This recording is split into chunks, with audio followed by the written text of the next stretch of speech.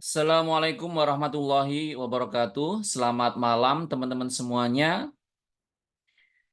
Pertama-tama ini adalah pertemuan pertama dengan saya ya di kelas TOEFL ini. Nah, sebelumnya saya ingin memperkenalkan diri saya dulu. Nama saya adalah Sunu Farid Latif. Saya adalah TOEFL and IELTS Certified Trainer.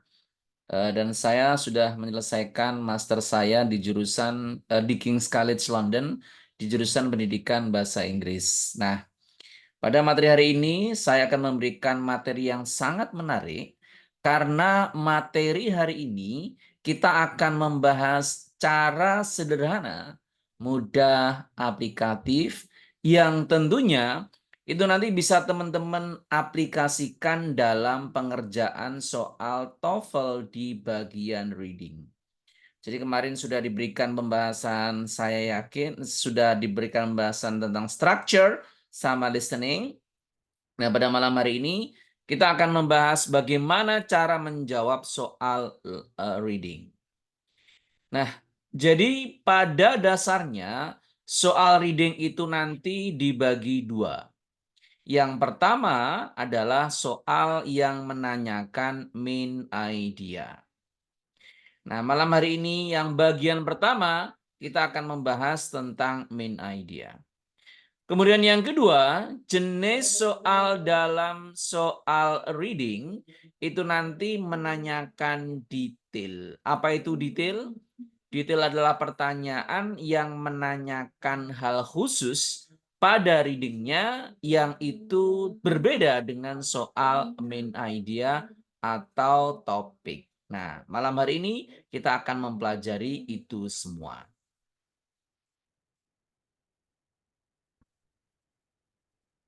Oke, sekarang kita akan mulai yang pertama. How to answer question in reading for main idea. Yang pertama kita akan membahas soal reading main idea. Oke, ini saya sudah tampilkan. Anda tidak usah menjawab dulu. Saya akan memberikan strateginya baru Anda terapkan pada dua soal ini. Nah, yang pertama, the first thing that you have to do, hal pertama yang harus Anda lakukan saat membaca soal reading itu adalah baca dulu pertanyaannya. Karena dengan membaca pertanyaan, Anda nanti akan mengerti bagaimana informasi itu didapatkan. Contoh, Anda lihat nomor 1, which of the following best describe topic of the passage. Berarti nomor 1 menanyakan topik. Nomor 2, which of the following would be the best title? Dia menanyakan judul. Nah, perhatikan bahwa pertanyaan mengenai topik, mengenai judul, itu adalah pertanyaan tentang main idea. Lantas, kenapa memang kalau ini pertanyaannya tentang main idea? Kalau ini pertanyaannya tentang main idea, maka perhatikan bahwa jawabannya pasti ada di kalimat pertama. Jadi, kalimat pertama Anda baca dengan seksama, Anda cari maknanya secara mendalam, maka nanti akan ketahuan pilihan jawabannya yang mana. Yang jelas, mereka nanti akan menggunakan kata atau kalimat yang lain dengan maksud yang sama. Berarti jawabannya mana? Jawabannya ada di kalimat pertama. Sekarang kita garis kalimat pertama mulai Fort Knox, Kentucky. Ya, Fort Knox, Kentucky ini sampai deposit. Berarti ini kita kunci. This is the answer. Jadi dengan mengetahui jenis soal, Anda nanti mengerti bagian mana yang harus Anda baca. Kemudian, ini kan sudah kita kunci nih. Yang Anda lakukan adalah intensive reading. Apa itu intensive reading? intensive reading adalah membaca dengan seksama. Jadi di baris ini kita baca dengan seksama, kira-kira maknanya apa? Saya akan memberikan vocabulary-nya. Di sini ada kata renowned. Renowned itu sama dengan famous atau terkenal. Oke. Kemudian di sini ada masif. Masif ini besar. Kemudian ada fault. Fault ini adalah brankas. Oke. Jadi ini adalah vocabulary, 3 vocabulary yang saya berikan. Sekarang Anda baca dengan seksama, kemudian saya berikan waktu 2 menit untuk memilih nomor 1 dan 2. Jangan submit dulu sebelum saya minta. Nanti kalau waktunya habis, kemudian saya minta submit, saya minta semuanya tanpa terkecuali. Anda jawab di kolom komentar. Kenapa Anda harus menjawab? Because you have to take exercise. Anda harus latihan. Karena kalau Anda tidak latihan, Anda tidak praktek, Anda nggak akan pernah tahu apakah Anda sudah bisa atau belum. Bagaimana kalau salah? Kalau salah, you learn from your mistake. Anda bisa belajar dari kesalahan Anda. Oke? Sekarang saya berikan waktu 2 menit. Jangan disubmit sebelum saya minta submit. 2 minutes from now.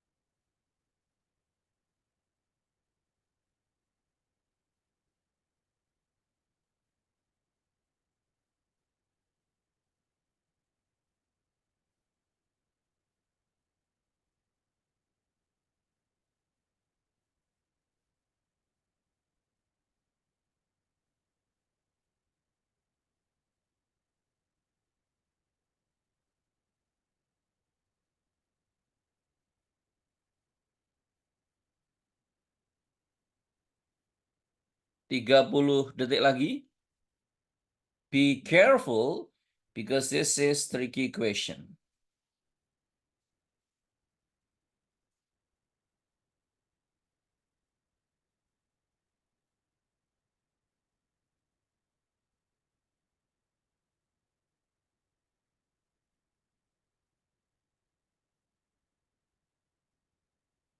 Ingat ya, fokus di kalimat pertama saja. Because this is the only answer. Jawabannya hanya pada itu. Nggak usah kalian baca di selanjutnya. Oke? Oke, it has been 2 minutes. Sudah 2 menit. Sekarang saya minta semuanya, everyone, submit your answer. Silahkan jawab di kolom komentar. Salah tidak apa-apa. Ingat ya, kalian harus submit, harus belajar. Karena dengan submit itu, you will know whether you master it or you have to learn from your mistake. Kalau Anda nggak submit, Anda nggak akan ngerti apakah Anda sudah bisa atau belum. Coba Anda lihat. Coba kita lihat ya. Nah, jawabannya beda-beda kan? Nggak apa-apa. Kenapa? Karena sekali lagi inilah fungsi dari belajar. Jadi dengan belajar, Anda nanti akan mencoba. Kalau salah, learn from your mistake.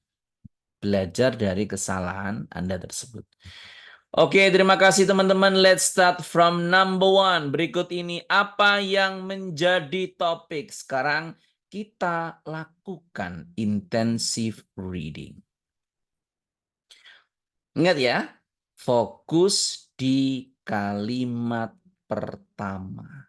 Oke, kita lihat Fort Knox, Kentucky adalah kantor dari tentara Amerika. Tetapi tempat ini lebih dikenal sebagai Fort Knox Bullion Depository. Nah, sekarang kita pakai logika nih ya. Kita pakai logika. Fort Knox, Kentucky adalah kantor tentara Amerika. Tetapi tempat ini lebih dikenal sebagai Fort Knox Bullion Depository. Pertanyaan saya simpel. Kira-kira di paragraf ini yang lebih dipentingkan, Army Post atau Fort Knox? Tidak usah ABCD. Dijawab aja. Army Post atau Fort Knox? What do you think? Army Post atau Fort Knox? Oke. Saya ulangi lagi ya. Saya ulangi lagi. Fort Knox adalah kantor Amerika. Tetapi tempat ini lebih dikenal. Ya, Batavia adalah ibu kota Jakarta. Tetapi tempat ini lebih dikenal sebagai Jakarta, bukan Batavianya. Kira-kira kalau ada kata-kata lebih dikenal, itu kira-kira yang dibahas yang lebih tidak terkenal atau yang lebih dikenal? Kita pakai logika thinking ya. Ya, kira-kira yang mana kira-kira? Lebih dikenal. Maka kalau lebih dikenal, fokusnya adalah Fort Knox Bullion Depository. Oke? Jadi yang kita bahas adalah Fort Knox Bullion Depository. Apakah mungkin dia akan mengatakan Fort Knox Bullion Depository? Impossible, nggak mungkin.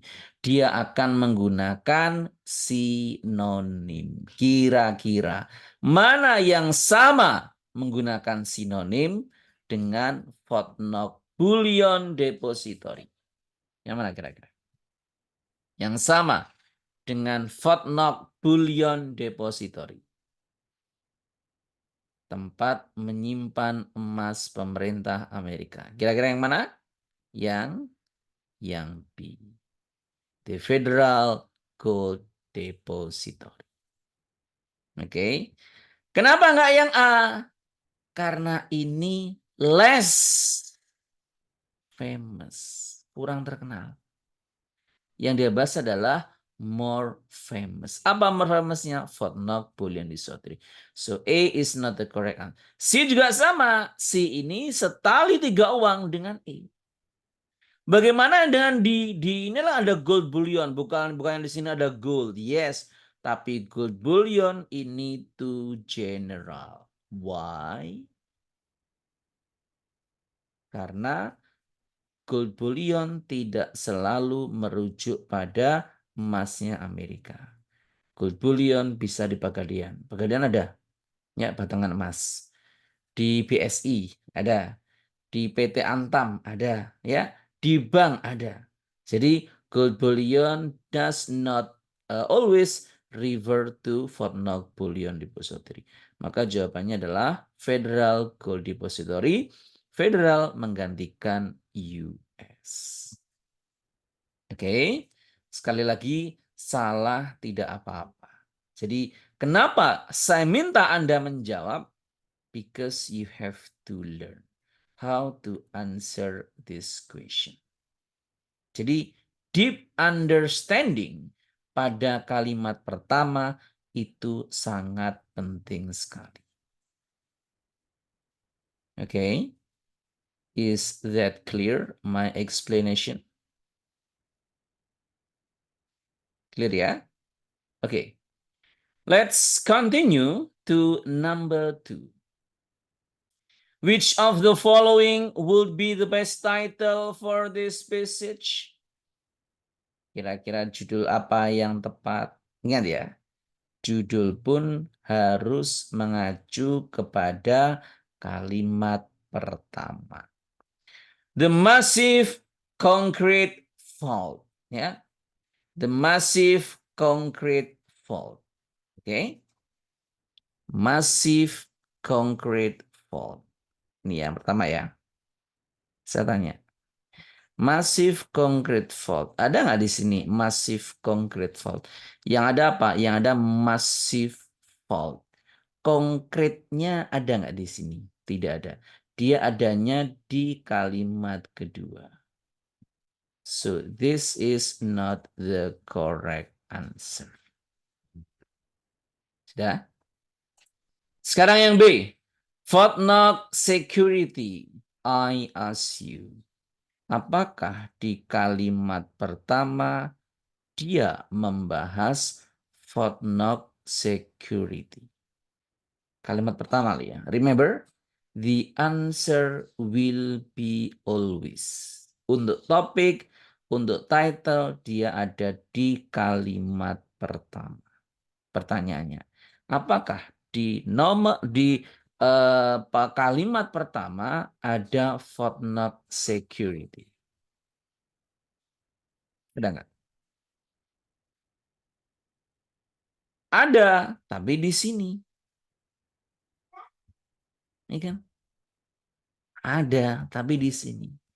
Padahal tadi sudah saya sampaikan bahwa the topic, the title will be always in the first sentence. Sekarang nggak ada. B is not the correct answer. Oke? Maka jawabannya adalah antara C sama D. Kalau a visit to Kentucky berarti tentang kota Kentucky aja. Padahal ini enggak. Di sini mengatakan Fort Knox Bullion Deposit. Apa itu? Tempat menyimpan emas. Maka jawabannya adalah yang C. Where the US keeps its gold. Tempat di mana pemerintah Amerika menyimpan emasnya. Oke.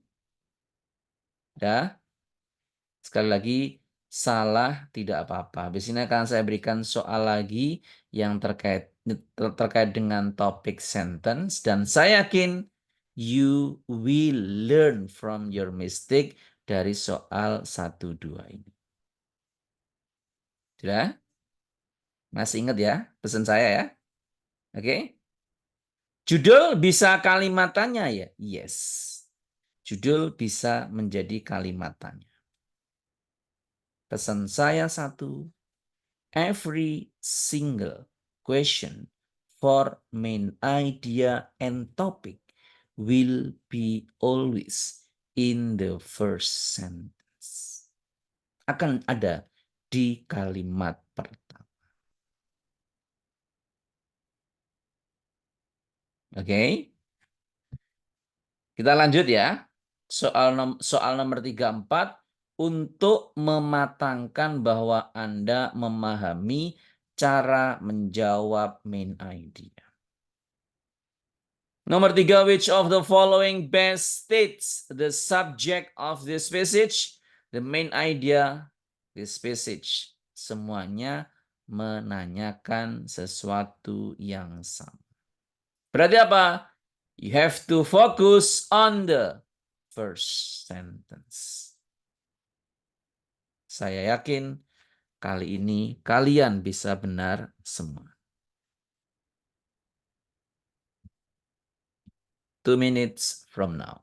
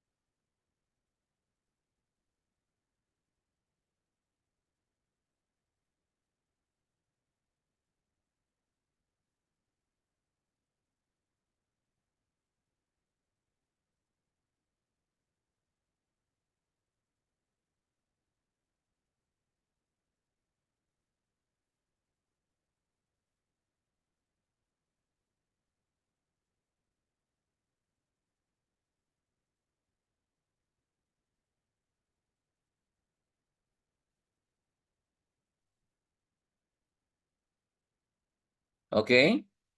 If you have done, you can submit your answer.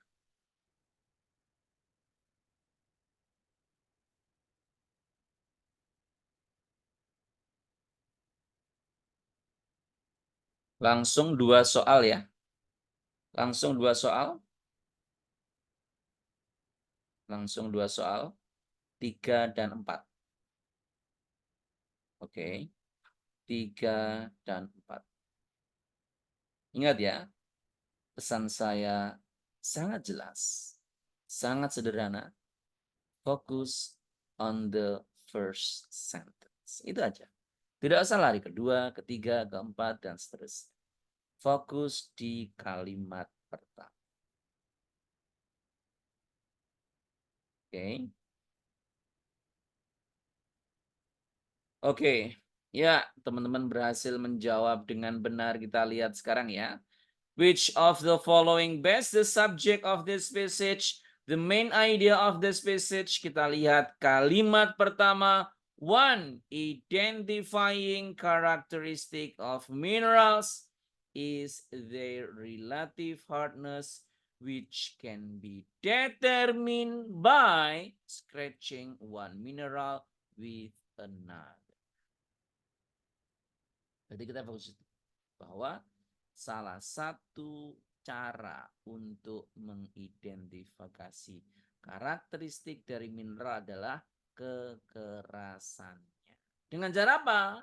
Yang bisa ditentukan dengan scratching test, ya. Scratch test gosok, ya.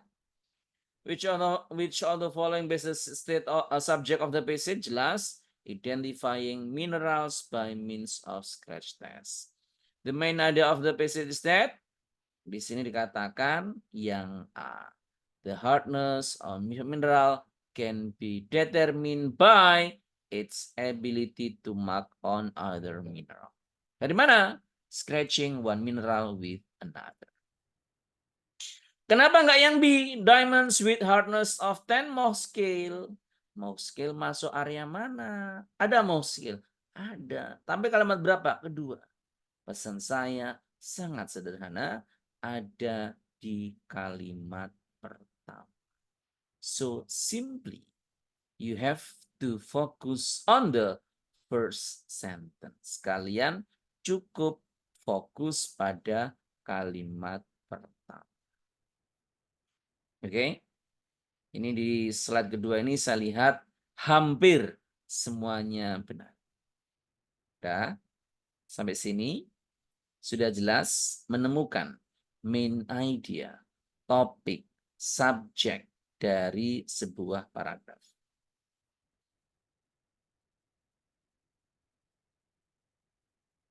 Oke, any question? Ada pertanyaan mungkin? Silakan.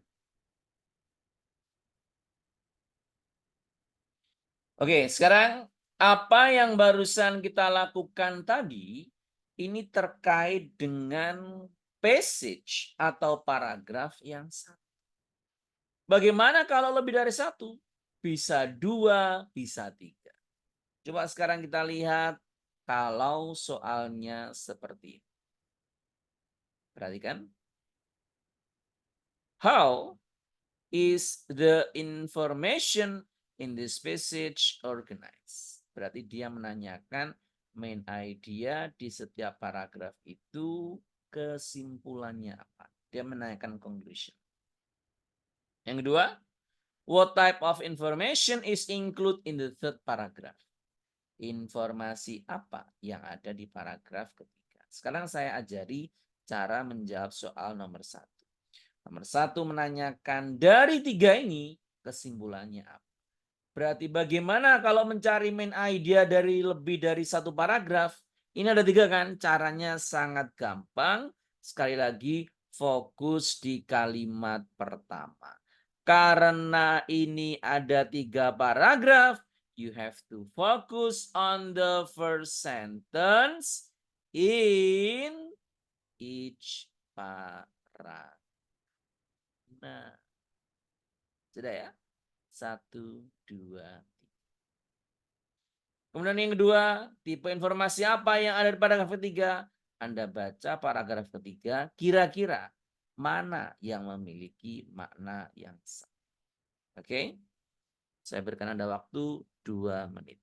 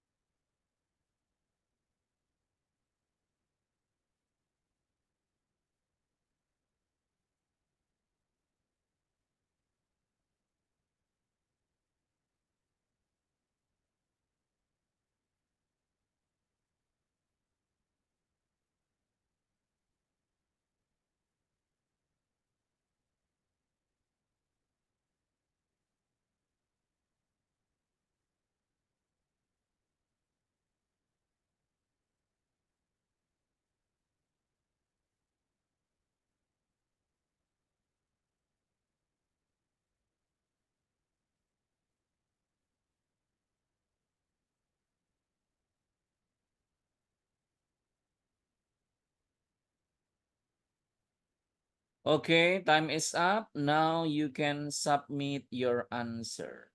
Yuk, semuanya menjawab. Salah tidak apa-apa. Oke. Ya, semuanya menjawab. Hmm? Nanti kita akan bahas satu-satu. Ya, nanti kita akan bahas satu-satu.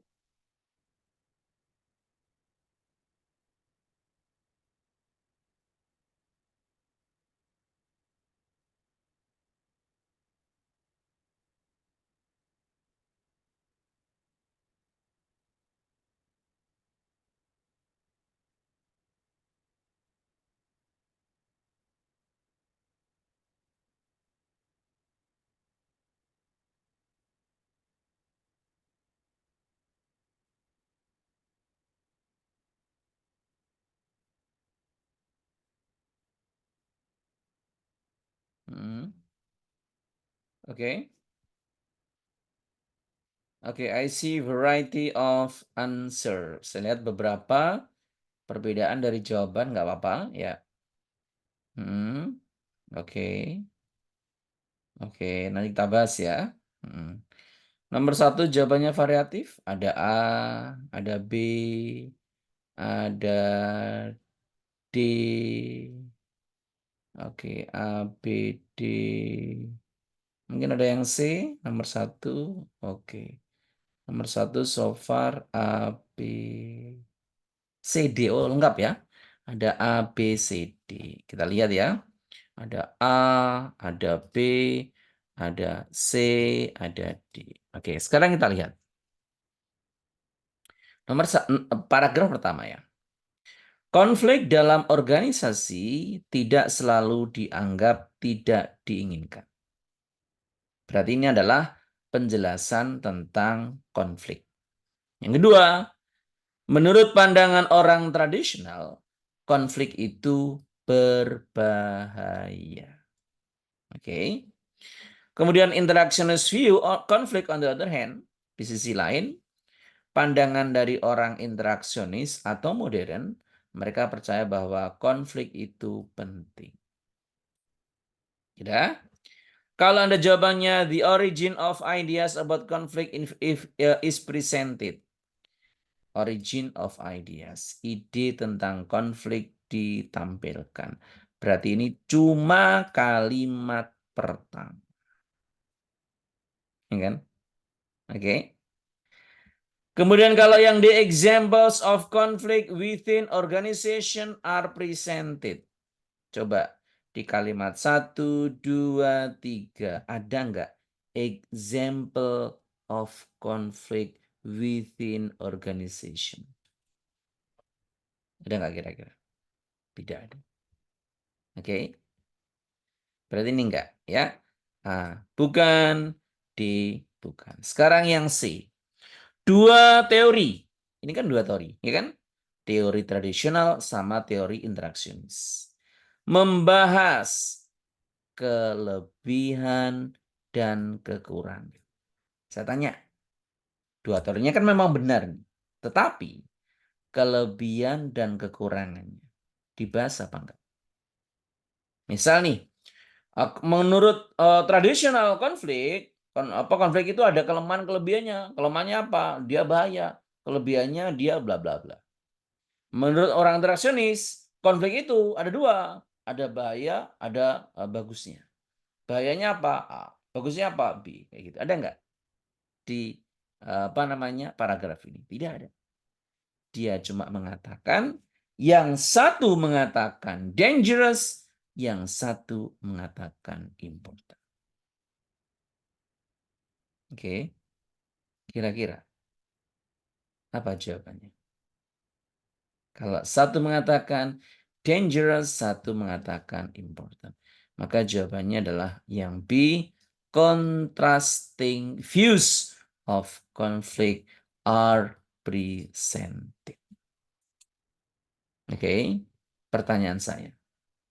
Apakah dari penjelasan ini memudahkan teman-teman memahami, oh ternyata kalau lebih dari satu paragraf, maka caranya seperti ini. Oke, is that clear? Jelas cara menjawabnya? Jadi tidak berdasarkan, oh saya menjawab A, C, atau D. Kenapa jawabannya B? Karena ada kesimpulan yang berbeda. Oke, jadi kenapa saya minta praktek? Because you have to learn. Anda harus belajar. Belajar dari mana? Dari kesalahan Anda. Anda tadi kan salah kan? Dari salah, belajar. Akhirnya apa? Oh ngerti, oh saya salah di sini. Maka di soal berikutnya Anda nanti bisa benar. Jadi cara belajar adalah seperti itu. Enggak. Apa tadi kuncinya? Kuncinya apa kuncinya? Kuncinya adalah selalu di paragraf, selalu ada di kalimat pertama di setiap paragraf.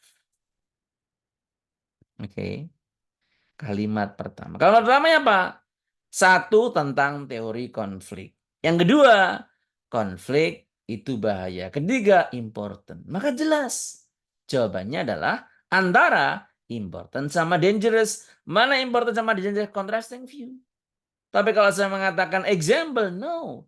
There is no example. Oke. Okay. Is that clear?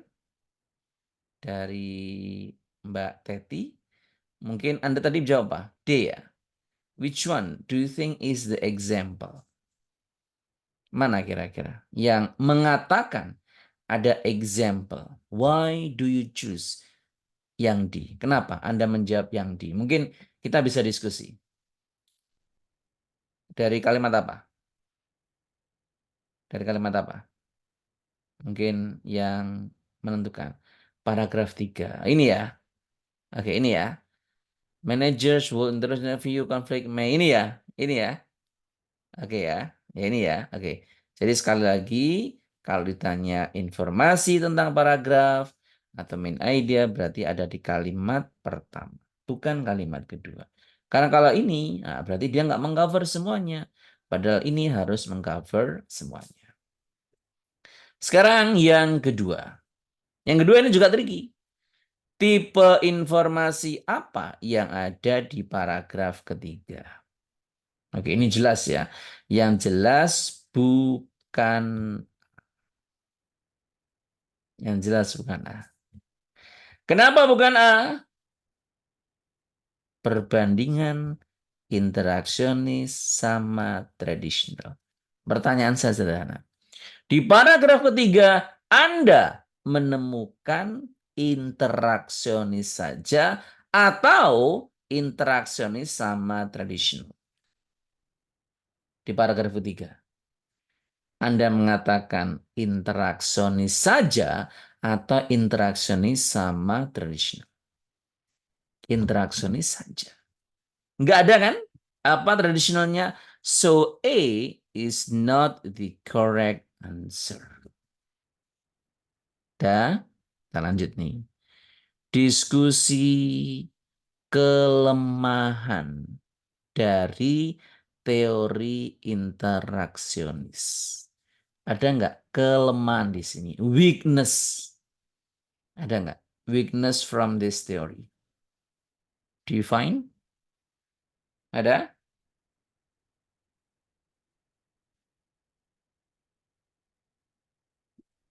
Do you find? Ada nggak kelemahannya? Tidak ada. So, B is not the correct answer. Kemudian yang ketiga, an outline. Gambaran. Jenis manajer yang memilih interactionist view of conflict. Gambaran tipe manajer. Tipe manajer itu seperti apa sih? Orang yang muda, lulusan luar negeri, pendidikannya MBA, dia bule, kayak gitu. Ada nggak penjelasan kayak gitu di paragraf ketiga? Tipe manajer. Ada nggak? Tidak ada. Maka jawabannya adalah yang D. Gambaran dari salah satu pandangan dari konflik yang berlawanan. Kenapa dia mengatakan one of the opposing views? Karena satunya mengatakan dangerous, satu mengatakan important. Berarti kan berlawanan. Maka dia menggunakan bahasa yang lain, description one of the opposing views of conflict. Maka kesimpulannya adalah Anda baca kalimat pertama, kemudian Anda simpulkan kira-kira di situ kata lainnya apa.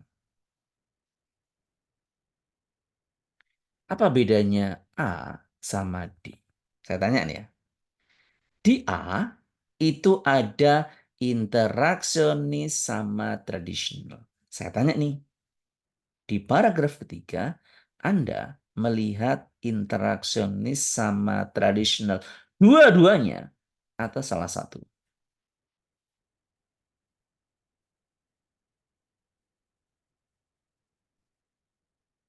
Salah satu kan? Apa itu? Interaksionis. Oke. Nah, kalau yang D ini satu atau dua? Kalau yang D ini satu atau dua? Satu. Apa itu? A description. Sebuah penjelasan. Salah satu. Salah satunya apa? Interaksionis ini diganti dengan salah satu. Tapi kalau A nggak bisa. Kenapa yang A nggak bisa? Karena ada keduanya. Sedangkan di paragraf ketiga tidak ada keduanya. Oke. Is that clear? Jelas ya?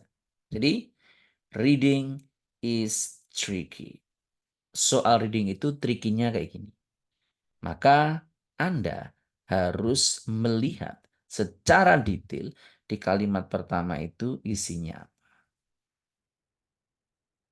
Sudah? Any question? Ada pertanyaan lain?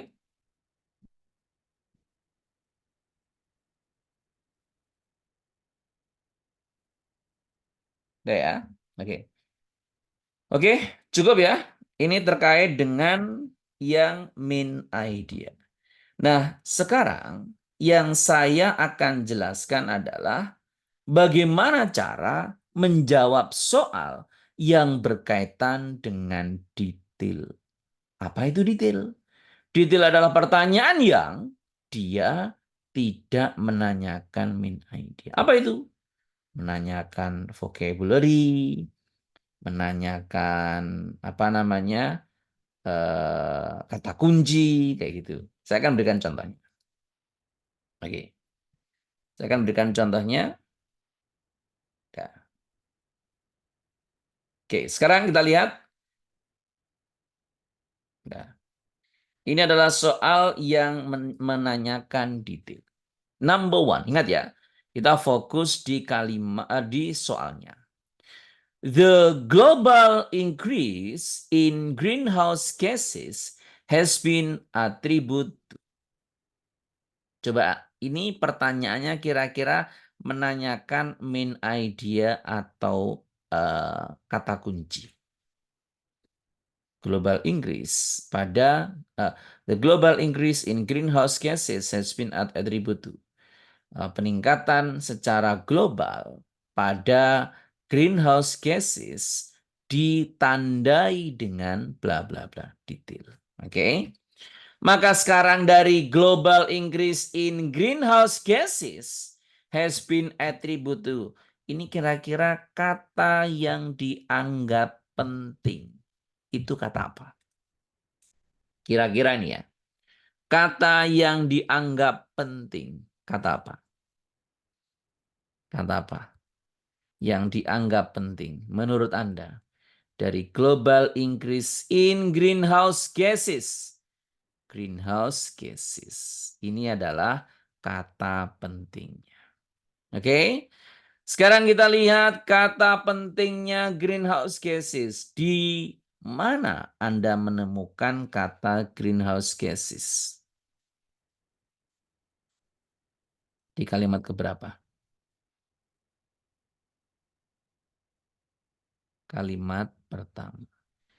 Greenhouse gases arise from a wide range of sources and their increasing concentration is largely related to the compound effect of increased population, improved living standard, and changes in lifestyle. Kita dapatkan kata kuncinya. Kalau sudah dapat, dikunci. Baca dengan seksama, baru Anda cocokkan apakah dia A, B, C, atau D. Tapi jangan dijawab dulu. Oke. Sekarang kita lihat di sini proportion of all greenhouse gases created by coal is approximately. Jawabannya pakai persen. Dah? Coba Anda lihat sekilas di bacaan. Ada berapa yang pakai kata persen? Ada berapa? Di paragraf. Anda baca sekilas nih. Anda baca sekilas. How many yang ada persennya? Ya. How many yang ada persennya? Ya. Satu atau dua? Satu atau dua? Ada dua. Ya kan? Mana? 90% sama 80%. Oke. Maka kalian harus tentukan mana kira-kira jawabannya dari mana dari soal. The proportion of all greenhouse gases created by coal. Jadi proporsi dari greenhouse gases yang diakibatkan oleh batu bara berapa. Nah, inilah yang disebut dengan kata kunci. Oke. Sekarang silahkan dikerjakan. I give you 2 minutes.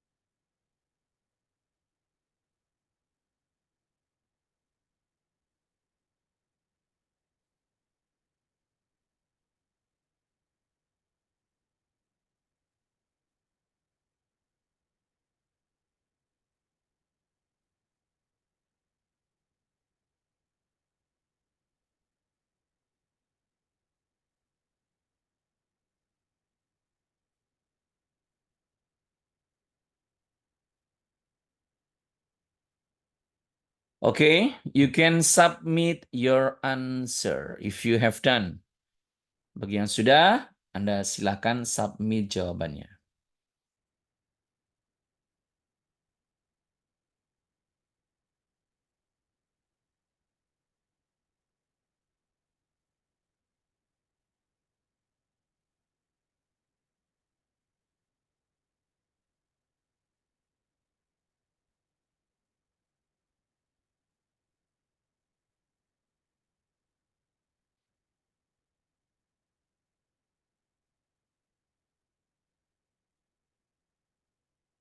Oke, excellent.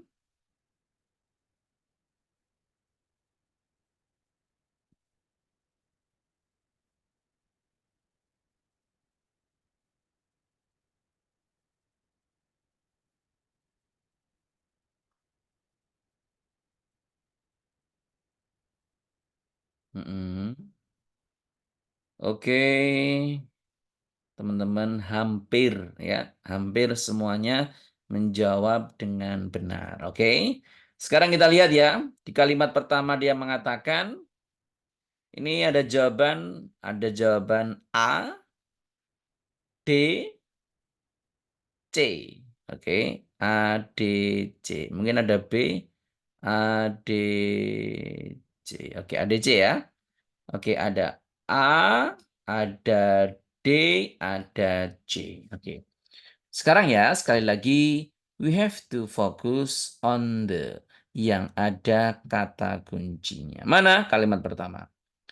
Greenhouse gases from wide range of sources and their increasing related compound effect increase population, improve living standard, and changes lifestyle. Pertanyaan saya simpel ya. Di sini kan ada yang jawab A. Di sini ada pollution. Saya tanya, Anda menemukan kata pollution nggak di kalimat pertama? Di kalimat yang saya garis bawahi, tidak. Ada nggak? Tidak ada. So, this is not the correct answer. Oke? Okay? Di sini ada reduce rainfall. Ada nggak? Rainfall. Berkurangnya curah hujan di banyak tempat. Ada nggak? Pengurangan dari rainfall. Ada nggak? Tidak ada. Oke? Okay? Maka jawabannya apa? Jawabannya adalah trends in population. Dari mana ini? Ini. Increase population. Sama apa? Lifestyle. Changes in lifestyle. Maka jawabannya adalah yang D.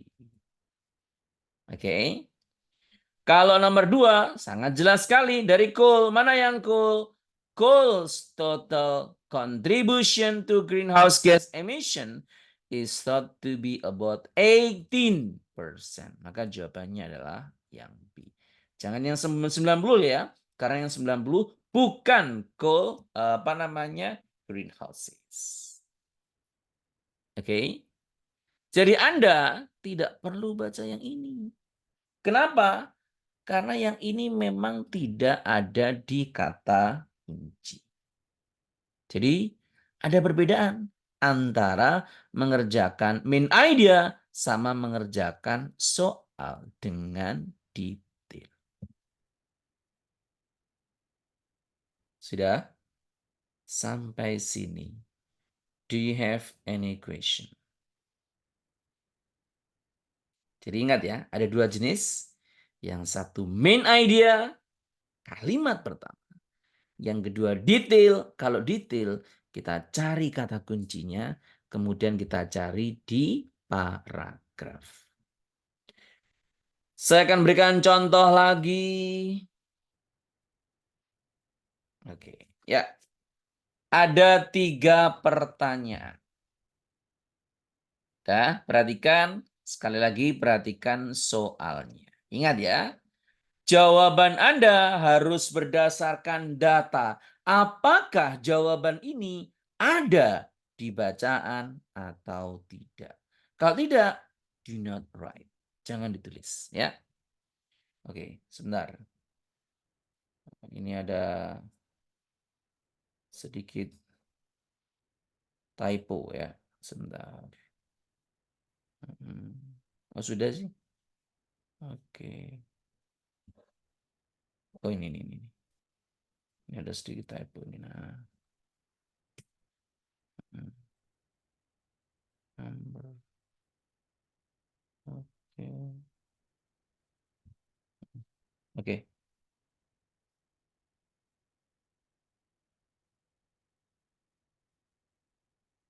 Nah, yuk sekarang kita lihat soal number 14.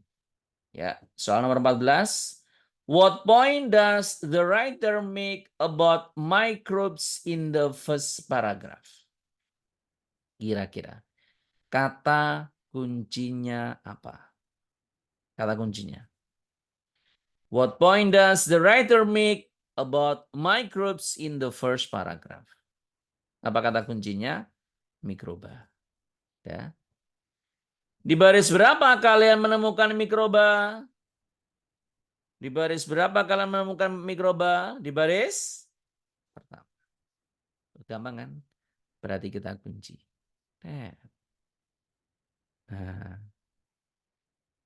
pokoknya kalian kalau ngikutin dari apa yang saya jelaskan, jawabannya pasti benar.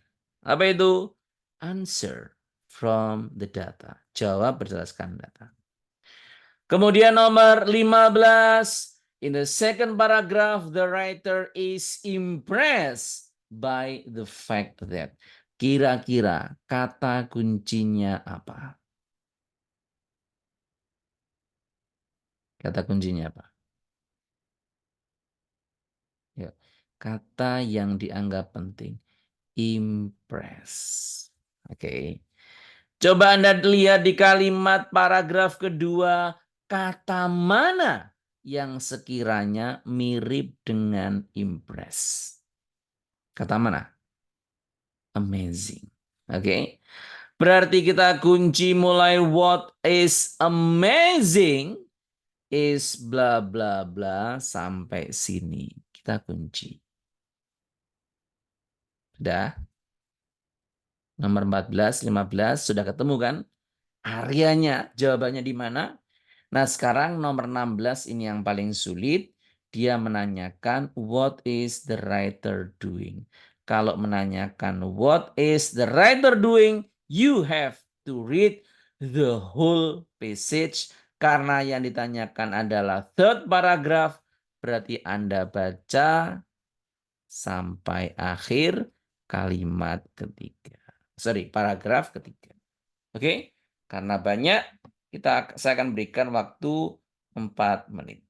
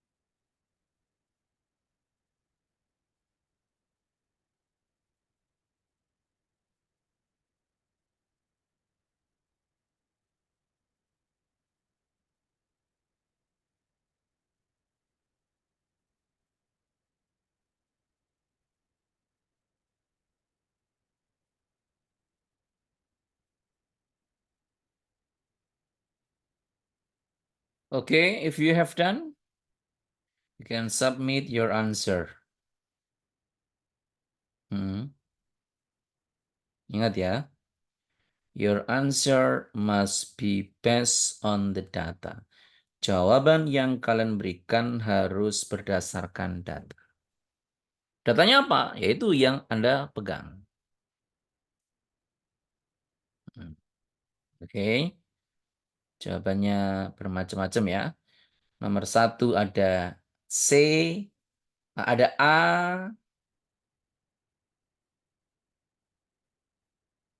A, C, D.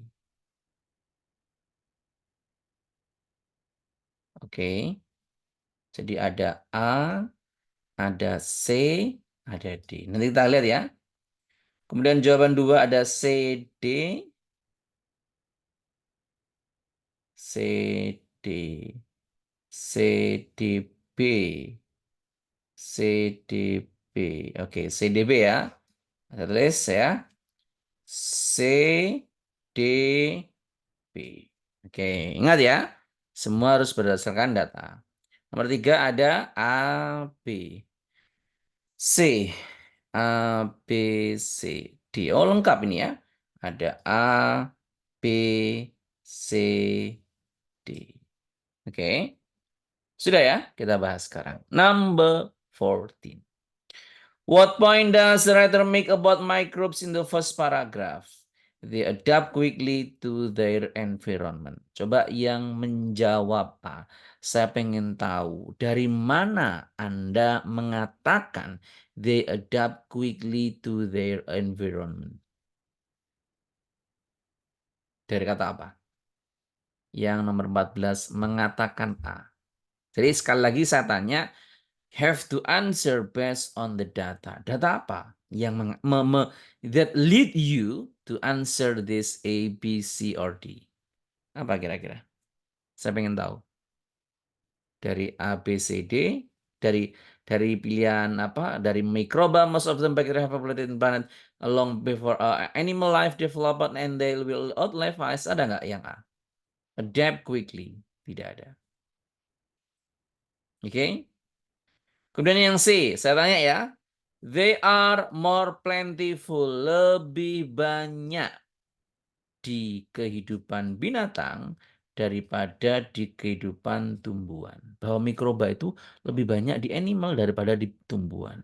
Coba, baris mana, kalimat mana yang mengatakan bahwa mereka lebih banyak di dunia binatang daripada di dunia tumbuhan? Ada nggak? Tidak ada. Kalau di sini have populated this planet since long before animal. Jadi lebih duluan mereka daripada binatang. Tapi kalau more plentiful animal, no, tidak ada. Jawabannya adalah they will outlive us. Mereka akan hidup lebih lama dari kita. Maka jawabannya adalah yang D, they will continue to exist for longer than human race. Oke. Okay. Sekarang nomor 2, 15. In the second paragraph, the writer is impressed. Ada kata-kata amazing. What is amazing is, while the number of human cell 30 triliun, number of microba once is 39 triliun. Satunya 30, satunya 39. Kesimpulannya apa? Satunya 30, satunya 39. Kesimpulannya apa? Jadi manusia ini 30 nih. Tapi kalau mikroba, dia 39. Jawabannya adalah yang C. The average individual has more microbial cells than human one. Daripada manusia. Dari mana kata-kata itu? Dari average person is 30 triliun. Microbial ones is 39 triliun. Maka jawabannya adalah yang C. Nah, yang tricky adalah 16 sehingga kalian menjawabnya semua ada. Coba ya. For most human history, we had no idea that mikroba ada. Orang pertama yang meneliti barang yang sangat kecil adalah Anthony van Leeuwenhoek tahun 1670. Menggunakan mikroskop, dia memperbesar 270 kali dan dia menguji setetes air dari danau sekitar dan menemukan ada makhluk yang sangat kecil yang dia sebut sebagai animal hoops. Sebutan yang pertama. It wasn't until nearly 200 years later, tidak sampai 200 tahun kemudian, peneliti dari seorang ahli biologi dari Prancis bernama Louis Pasteur menemukan bahwa mikroba membuat penyakit. Jadi, yang pertama dia menemukan mikrobanya. Udah, itu siapa? Si Anthony. Kemudian ada peneliti kedua, ternyata dia menemukan ini. Oh, ternyata mikroba ini nggak hanya kecil, tapi dia juga menyebabkan penyakit. Sehingga dia diistilahi dengan germ theory. Nah, kira-kira kalau kronologinya seperti ini, kira-kira jawabannya yang mana? Jadi, orang pertama, oke. Orang pertama dia menemukan, oh ada mikroba. Mikroba ini kecil banget ini. Dia pertama menemukan kayak gitu. Kemudian diteliti lagi nih sama orang kedua. Oh ternyata selain kecil, dia ini juga menyebabkan penyakit loh.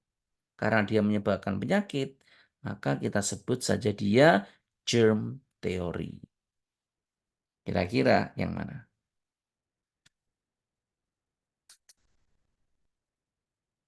Oke. What do you think? Ya, yang lainnya. Yang lainnya. Which one do you think is the best? Oke. It is between A and B. Antara A sama B. Kalau describing confusion, no, there is no confusion. Kalau D, ini bukan. Oke ya. Dah. Oke.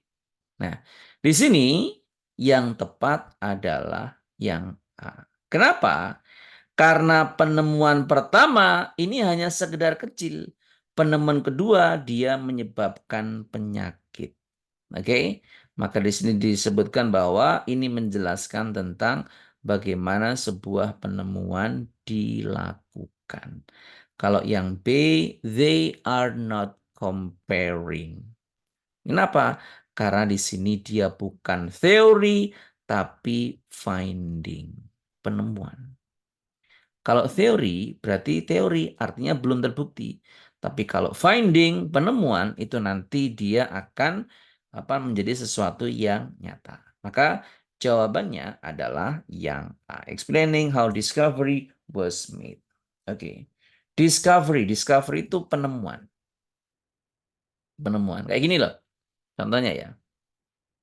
Jadi dulu ada apa namanya?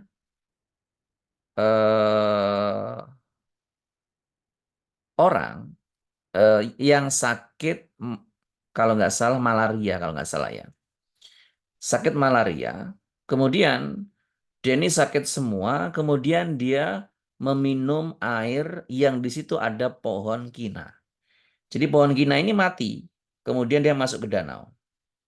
Kemudian pohon kina ini apa namanya membusuk yang dia masuk ke dalam airnya danau ini. Kemudian diminum sama orang yang sakit ini. Kemudian dia sembuh. Nah, dia menganggap bahwa ini ada air yang bisa menyembuhkan.